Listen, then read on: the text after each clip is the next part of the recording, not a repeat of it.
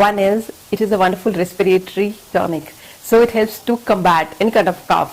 If you are suffering from cough, so either it is productive cough or non-productive cough, both these types of cough can be relieved by taking Kali Mirch or black pepper.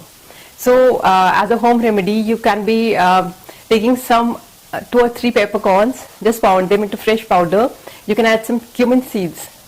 Cumin seeds is jeera, and then also you can add some mishri or crystalline sugar, and just keep them in your mouth, this mixture in your mouth, and suck on it, and it helps to relieve cough.